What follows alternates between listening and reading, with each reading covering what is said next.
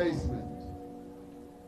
It is our commitment to international law and the United Nations Charter that informs our deep concern and action of the United States in Venezuela, which has undermined the territorial integrity and sovereignty of a UN member state called Venezuela.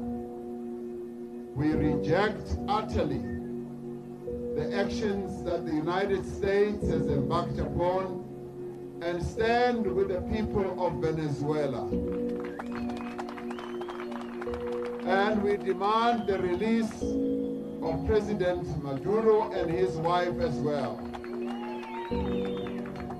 We reiterate our call for decisive action by the United Nations Security Council to fulfill its mandate and advance peace and security